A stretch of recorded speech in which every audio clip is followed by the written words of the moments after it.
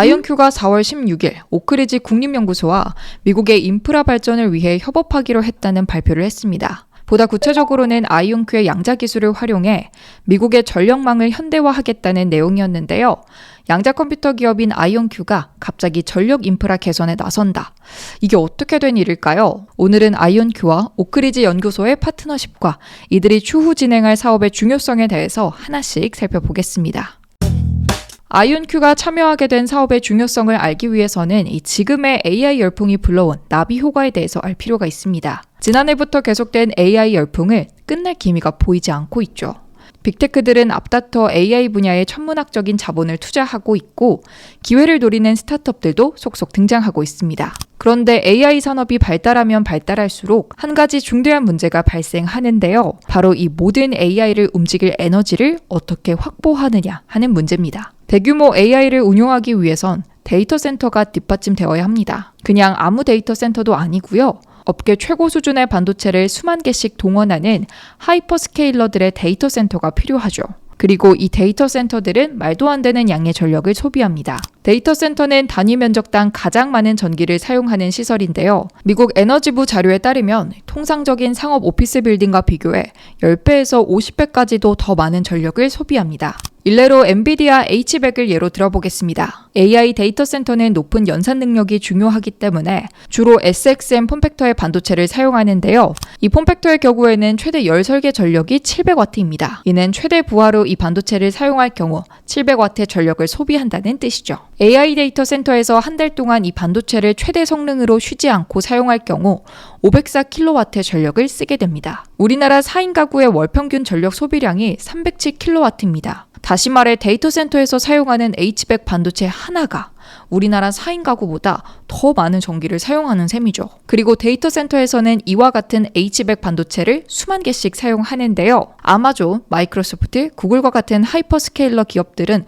운영하는 데이터 센터의 수가 실시간으로 빠르게 늘어나고 있고요. 정리하자면 현재 AI에 대한 수요 증가는 곧 데이터 센터와 반도체에 대한 수요 증가를 낳고 이것이 전력 수요의 증가로 이어지고 있다는 뜻이기도 합니다. 전력 수요가 크게 증가하면 에너지 생산을 늘리는 것도 필요하겠지만 그와 동등하게 어쩌면 그 이상으로 중요한 작업이 전력망 개선입니다. 저장이 어려운 전기에너지의 특성상 이 전력망이 제대로 갖춰져 있지 않으면 아무리 생산량을 늘린다고 해도 말짱 도루묵이기 때문이죠.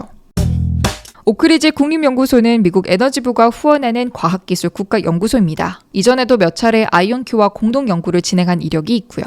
이들이 미국의 전력망 현대화를 위해 해결하고자 하는 과제는 최적화 및 보안입니다. 두 분야 모두 양자 컴퓨터가 전통적인 컴퓨터와 비교해서 우위를 점하는 영역이죠. 먼저 최적화 문제를 양자 컴퓨터가 어떻게 해결할 수 있는지 알아보겠습니다. 2016년 미국 에너지관리청 자료에 따르면 미국의 전력망은 7,300개 이상의 발전소와 25만 킬로미터가 넘는 고압 전류선, 수백만 킬로미터의 저압 전류선으로 이루어져 있습니다. 전력 공급 업체들은 가장 효율적으로 전기를 사용하기 위해 각각의 발전소에서 얼마만큼의 전기를 생산할지, 그리고 이를 어떤 경로를 통해 배포할 것인지를 정해야 하죠. 전기는 계절, 시간 등에 따라 사용량이 크게 달라지는 특성을 지닙니다. 대표적으로 여름이 되면 에어컨을 틀고 밤이 되면 조명을 켜죠. 변수가 다양하기 때문에 실시간으로 변동하는 전력 수요를 정확히 파악하기란 매우 어렵습니다. 대신 전력 공급자들이 택하는 방식은 이 수요 예측 시스템을 사용하는 겁니다. 과거 데이터와 트렌드를 분석해서 계절적 변화나 일일 수요 패턴을 미리 파악하고 이에 따라 전력 생산 계획을 조정하는 것이죠. 나름 효율적인 전력 생산 방식이라고 할 수 있겠지만 가장 효율적인 방식이라고 하기에는 무리가 있는데요. 전력 수요 예측에 실패할 가능성이 있기 때문입니다. 최악의 경우 예측한 수요보다 실제 전력 사용량이 훨씬 높게 나타난다면 정전 사태가 발생할 수도 있습니다. 전력 공급사들은 이런 사태를 방지하기 위해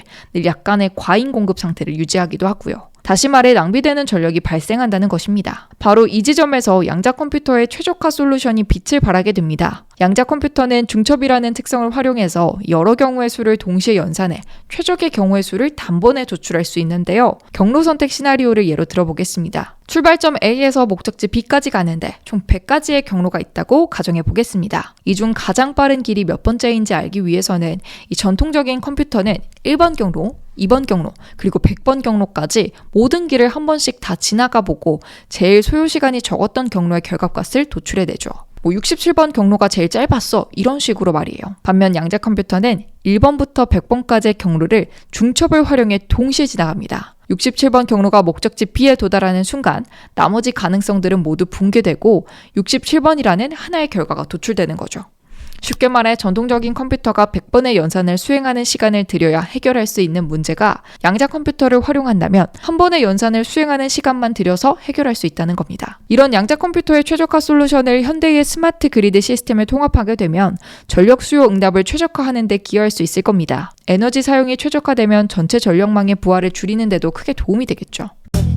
전력망에 양자 컴퓨터가 도입됨으로써 얻을 수 있는 두 번째 이점은 더욱 강력해진 보안입니다. 에너지 보안의 중요성이야 더 말해야 입 아픈 수준이죠.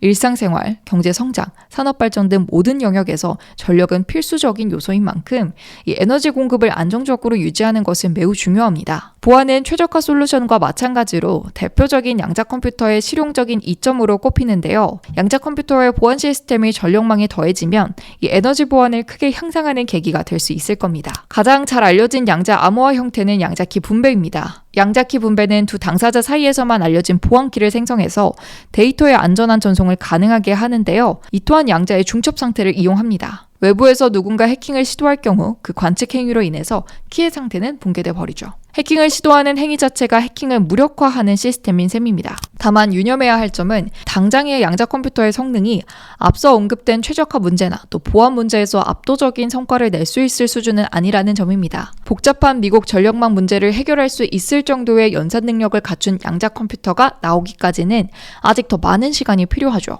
그럼에도 이번 아이온큐와 오크리지의 협업이 의미가 있는 이유는요.